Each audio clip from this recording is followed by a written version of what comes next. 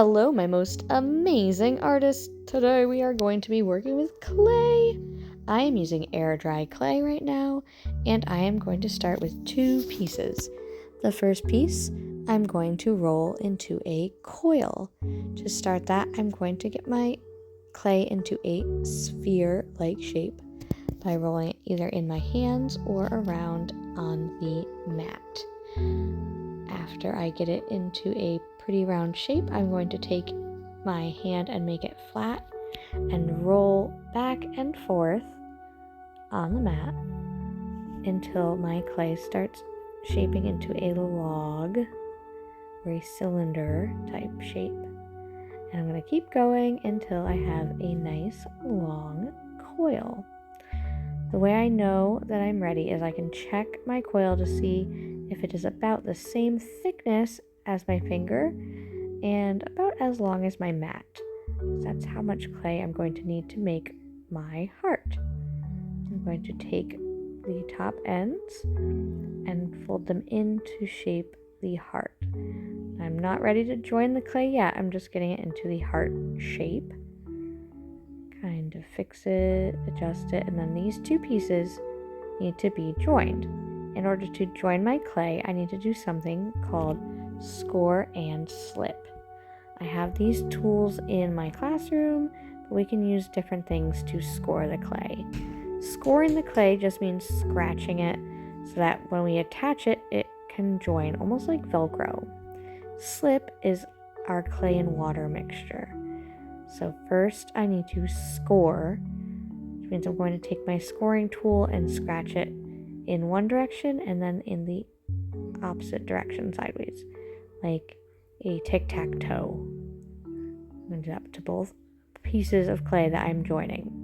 And then I'm going to take a little bit of my water or my slip mixture and dab it onto the clay, and then I'm going to smooth the clay together. It still needs to be attached, and just sticking it together won't do. I need to smooth it together to join that clay. Now that I have my base of my heart shape, I'm going to make coils to fill up that interior space of my heart.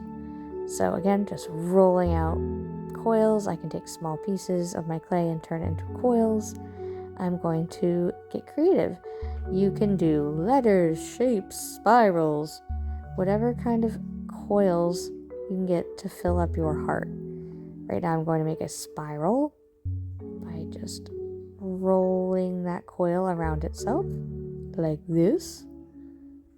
And then I'm going to make sure that it fits in the spot that I want to put it in. And again, I need to score. So I'm going to score the clay. And you need to score both pieces, the clay that's being attached and the piece it's being attached to. I'm going to add my slip, just a tiny bit of my water mixture, and I'm going to dab that on with my fingertips, like so. Boop, boop, boop, boop, boop. And then once we have scored and slipped, then we can smooth and attach our clay. I'm going to just keep going, making more coils, and fill up all that space. I'm going to speed up the video, just so we can see. And voila, my heart is full. I can kind of smooth, adjust it, shape it, make sure that all my clay is attached nice and good. And then we are going to make 2 little holes. These are going to be how we are going to hang this when it's all done. So I'm just going to take a toothpick and make a hole on each side all the way through my clay. Just like that. And hole number 2. Boop. I'm also going to add a little bit of design with my toothpick. After we're done, our clay needs to dry for 1 week. So we'll come back. And next week, when your clay is all dry, it's hard, it's ready to go, we are ready for color. Color, baby, color. I'm using watercolor. But first, I'm going to put the pipe cleaner in. You could use string, whatever you got, but we are going to use pipe cleaners. They're easy to push through and to twist together. This is going to give us something to hang our beautiful heart from. And I do this first so that I don't have to worry about messing up my paint later. If that's already put through, then we don't have to worry.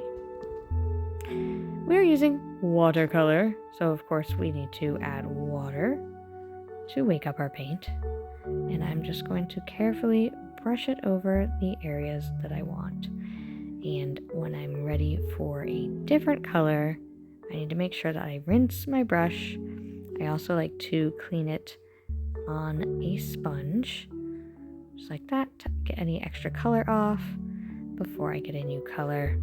I'm going to speed it up again so we can see how all of this looks when it's finished. I'm picking a bunch of different colors. I'm doing like a rainbow color scheme here, but you can do whatever colors you want because it's your art and not mine.